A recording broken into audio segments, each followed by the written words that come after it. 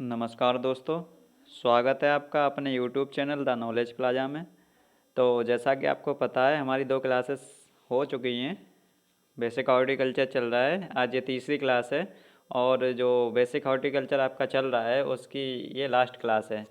तो हमने आपको बताया था जो बेसिक हॉर्टिकल्चर होगा उसमें 3 से 4 क्वेश्चन आपके फंस जाएंगे, मतलब 3 से 4 क्वेश्चन आपको मिल जाएंगे इसी से।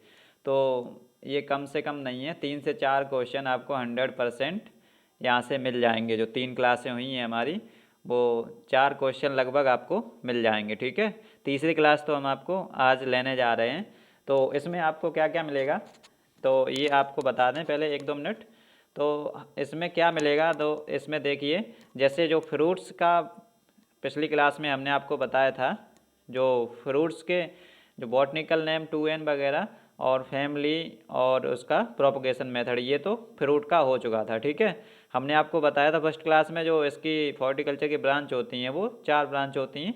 उसी में जो हमारी दूसरी और तीसरी ब्रांच है, जैसे वेजिटेबल वाली, वेजिटेबल और फ्लावर, वेजिटेबल और फ्लावर। अब फ्रूट का तो आपका हो गया है, जो बॉटनिकल नेम और 2N वगैरह, और अब ये इनका वेजिटेबल और फ्लावर का बचा है, ये हो जाएगा आपका इस क्लास में।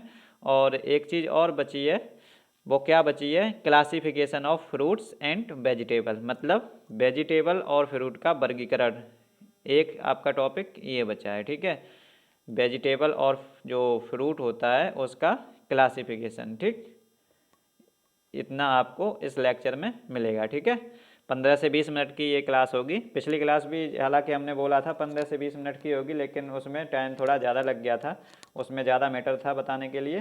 तो उम्मीद करता हूँ आप लोग हमारी जो क्लास हैं वो देख रहे होंगे, और जिस किसी ने हमारी 2 क्लास नहीं देखी हैं उनको जो लिंक हमारा इसमें मिल जाएगा डिस्क्रिप्शन बॉक्स में, तो वहाँ से आप लोग जाके क्लासेस देख सकते हैं। ठीक है, और चलिए आपकी क्लास शुरू करते हैं।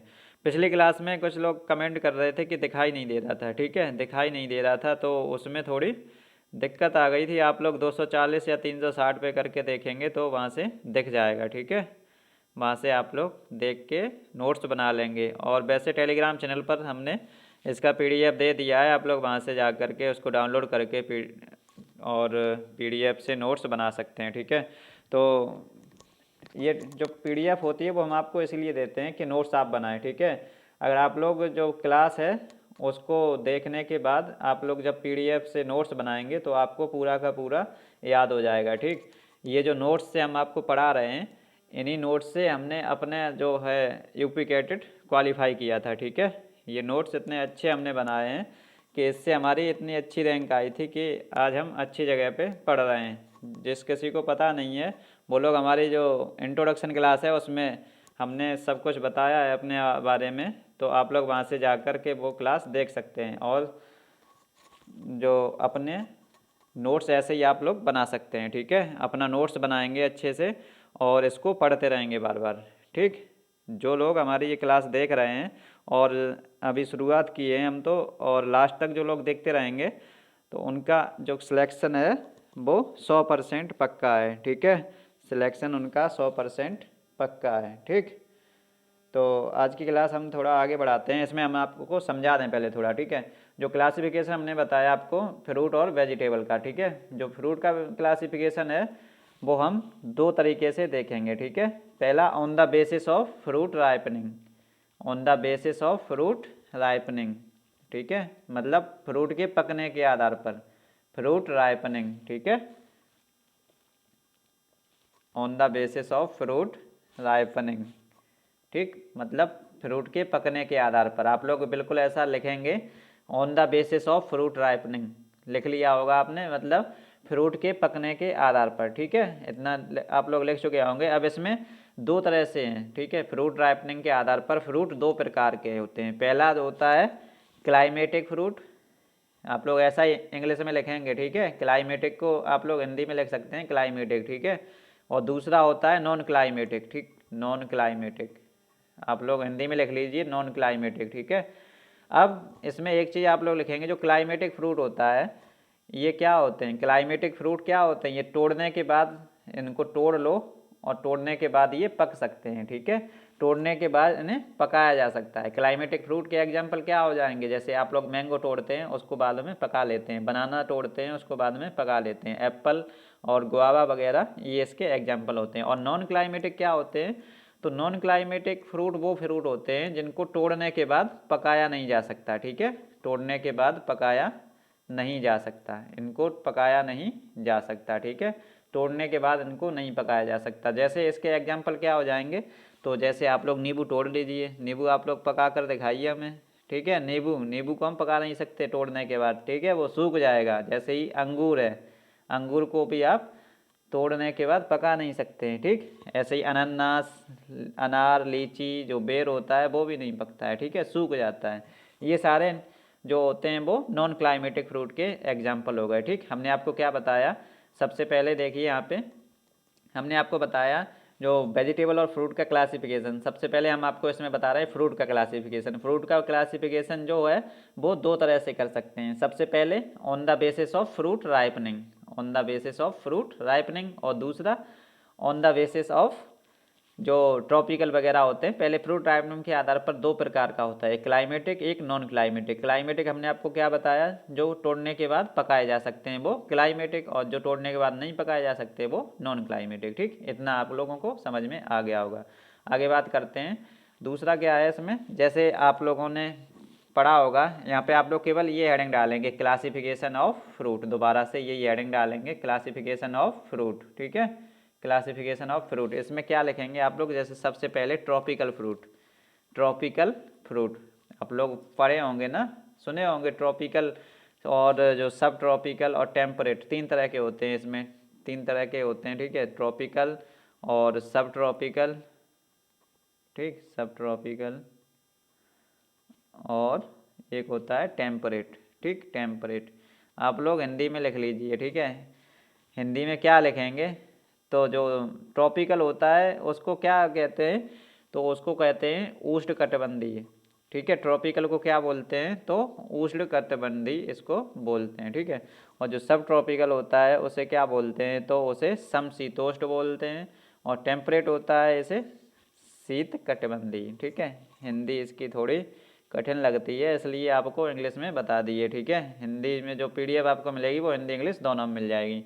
तो अब इसमें भी को एग्जाम्पल याद करने होंगे। ठीक है, ऐसे ही आपको अब आपको ले चलते हैं कहाँ पे, पीडीएफ में ले चलते हैं। ठीक है, आपको पीडीएफ में ले चलते हैं। जैसे यहाँ पे देखिए आप लोगों को दिखाई दे रहा होगा आज। ठीक है, आज आप लोगों को दिखाई दे रहा होगा।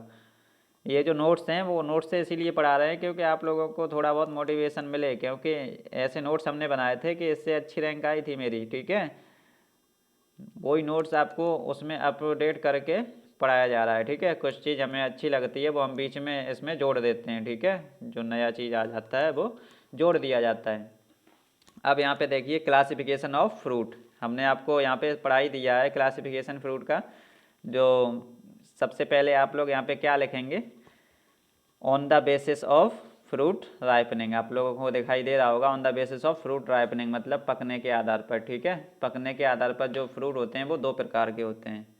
ठीक है, दो प्रकार के होते हैं। आप लोग कमेंट करेंगे तो अगले लेक्चर से हम इसको, आप लोग ये एक बात हमें बताइए कमेंट करके कि आपको ऐसा पढ़ना पसंद है, मतलब, और या फिर जो प्रिंट करके आपको पढ़ाएं। ठीक है, प्रिंट करके आप लोग पढ़ना चाहते हैं या ऐसे हैंड रिटन नोट से। ठीक है, मेरे हिसाब से आप लोग हैंड रिटन नोट से पढ़ेंगे तो अच्छा रहेगा। ठीक है, हैंड रिटन नोट से आप लोग पढ़ेंगे तो अच्छा रहेगा। अब हमने आपको बताया था क्लाइमेटिक फ्रूट वो होते हैं जिन्हें तोड़ने के बाद पका सकते हैं। ठीक है, इसका एग्जाम्पल क्या हो गया, मैंगो, बनाना, एप्पल, गुआवा, पीच जो होता है, आड़ू, और आलू बुखारा एक फल होता है वो। नॉन क्लाइमेटिक फ्रूट तोड़ने के बाद नहीं पकाए जा सकते, इनका नींबू, अंगूर, अनानास, अनार, लीची, बेर। आगे चलते हैं, जो वेजिटेबल का क्लासिफिकेशन भी हम कर सकते हैं। वेजिटेबल का क्लासिफिकेशन कैसे करते हैं, सबसे पहले आप लोग डालेंगे वेजिटेबल का classification on the basis of photo period, मतलब समयावधि के आधार पर सब्जियों का वर्गीकरण।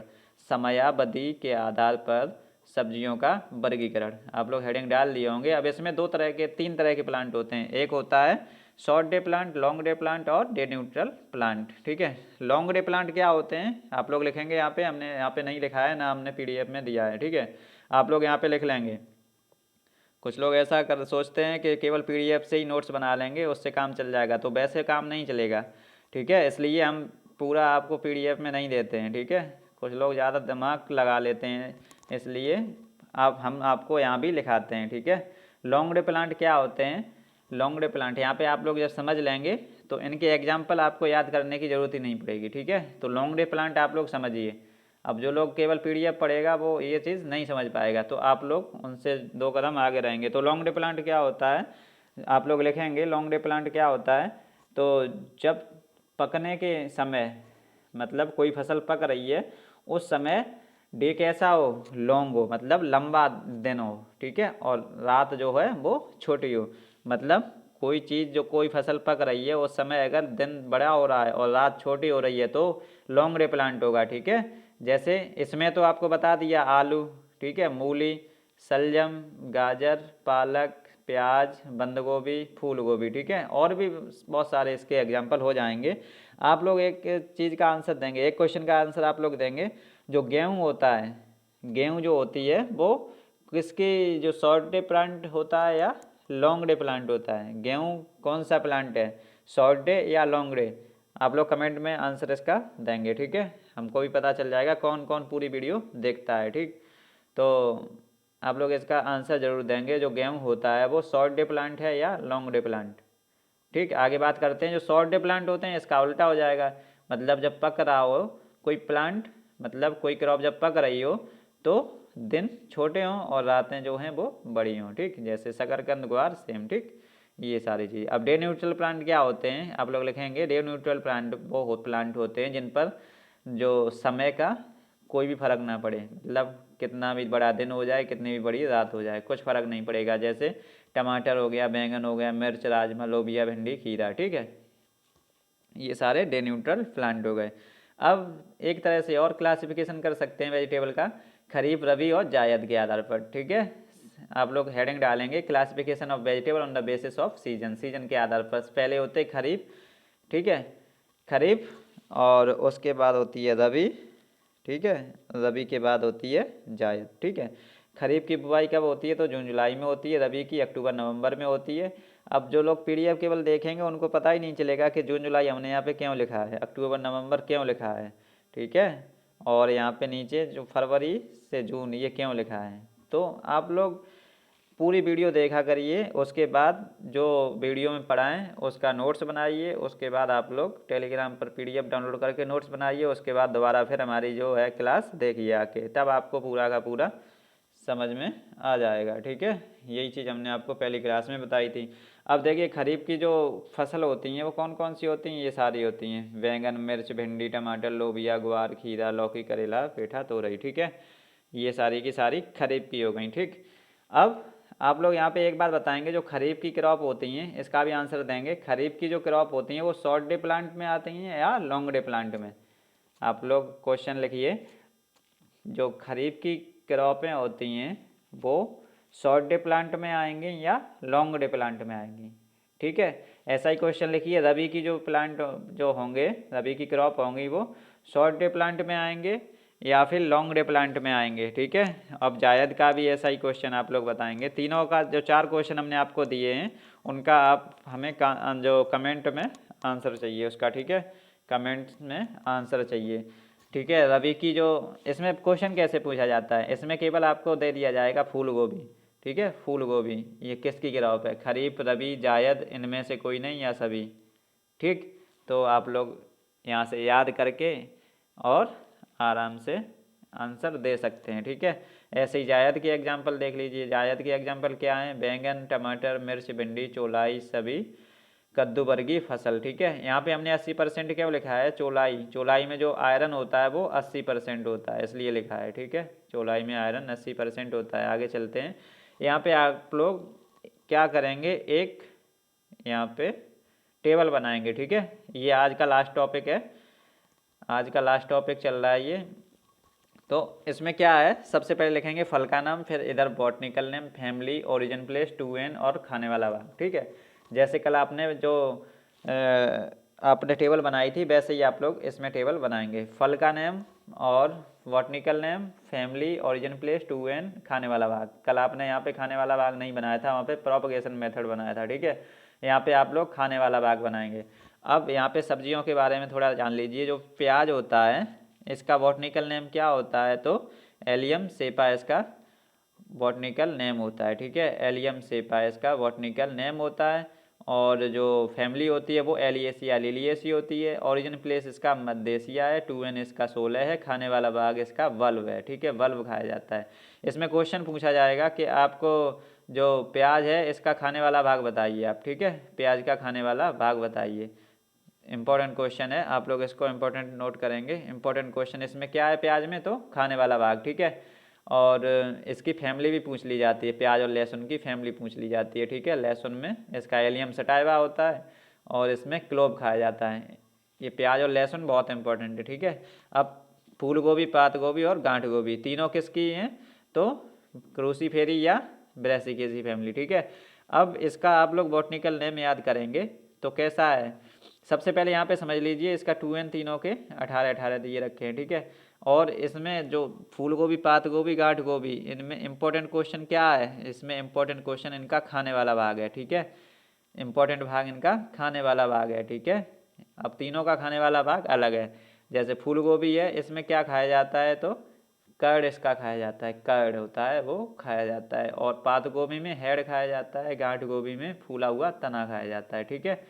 और इनका बॉटनिकल नेम भी बहुत ज़्यादा इंपॉर्टेंट है। मतलब फूल गोभी, पात गोभी, गांठ गोभी, ये सारी की सारी इसमें जो चीज़ें हैं वो इम्पोर्टेंट है, ठीक है। आगे बात करते हैं सलजम, मूली, चुकंदर, शकरकंद, इन सब का आप लोग बॉटनिकल नेम वगैरह लिख लेंगे। ये सारी की सारी रूट क्रॉप हैं। पहली क्लास में हमने आपको सारा कुछ बता दिया था। इसमें हमने आपको जो ये सारी की सारी चीज़ें पहले इसलिए दे दी क्योंकि हमने आपको बोल दिया है ना कि 4 क्वेश्चन कम से कम इसमें से आ जाएंगे, ठीक है। 4 क्वेश्चन इसी में से आएंगे। तो बहुत सारी चीज़ें हम आपको कंप्लीट करा चुके हैं इन 3 क्लास में, ठीक है। आगे 10 से 12 क्लास और मिलेंगी आपको, सारा का सारा आपका हॉर्टिकल्चर ख़त्म हो जाएगा। आप लोग केवल पढ़ते रहिए, ठीक है। कोर्स का आप लोग टेंशन नहीं लेंगे, केवल पढ़ते रहेंगे, ठीक है। पढ़ते रहेंगे और शेयर करते रहेंगे वीडियो। अब इसमें देखिए शकरकंद, शकरकंद का आपको सबसे ज़्यादा क्या पूछता है, शकरकंद में की फैमिली क्या है, फैमिली क्या है, तो ये कनबुलबुलेसी है, ठीक है। और चुकंदर में भी फैमिली पूछता है, ठीक है। और ये ऐसे क्वेश्चन आता है एपोमियम बटाटा किसका बॉटनिकल नेम है, तो शकरकंद का। ये सारा का सारा आपको इम्पोर्टेंट चीज़ कराई जा रही है, ठीक है। आप लोग इसको हल्के में नहीं लेंगे, सारा का सारा इम्पोर्टेंट चीज़ कराई जा रही है आपको, ठीक है। ये बहुत सारे इसमें मेहनत लगती है बनाने में, ठीक है। तो आप लोग हल्के में नहीं लेंगे। आगे बात करते हैं, आगे चलते हैं। इसमें जो कद्दू वर्गी जो कद्दू होता है वो इसका फैमिली क्या होता है, कुकुरबिटेसी और ओरिजिन प्लेस, ठीक है। ये सारा का सारा यहाँ पे दिया हुआ है, ठीक है। इसमें से आप लोग नोट्स बना लेंगे। आगे चलते हैं। इसमें क्या है, ये सब कुछ याद करने वाला है, ठीक है। ये हम सारा आपको टेलीग्राम चैनल पर दे देंगे, वहाँ से आप लोग इसको याद कर लेंगे। ऐसे ही यहाँ पे क्या है, फ्लावर का, ठीक है। फ्लावर का, अब फ्लावर में रोज का क्या है botanical name, Rosa indica, Rosa indica, Rosaceae India. अब यहाँ पे प्रोपगेशन मेथड टी बडिंग या सील्ड बडिंग, ठीक है। बहुत सारा इसमें सारा कुछ पूछा जाता है। क्राइजेंथम एक होता है, क्राइजेंथम, इसकी क्राइजेंथम स्पेसीज फैमिली और इसकी compositae origin place China, root sucker द्वारा, ठीक है। ये सारी की सारी चीज़ें आपको बहुत इंपॉर्टेंट है। ट्यूबरोज, डहेलिया, ग्लैडियोलस, ठीक है। ये सारा का सारा आप लोग याद कर लेंगे, ठीक है। ये सारा का सारा आप लोग याद कर लेंगे, ठीक। और इसमें से ही हम आपको जो क्वेश्चन पेपर बनाएंगे संडे को होगा वो इसी में से जितना हम आपको इस सप्ताह करा देंगे उसी का आपको पेपर मिल जाएगा, ठीक है। तो आप लोग याद करते रहेंगे। तो आज की क्लास हमारी यहीं तक थी। और अब आज आप जो हॉर्टिकल्चर है इसमें कितने क्वेश्चन तक करने लायक हो गए, 4 क्वेश्चन कम से कम।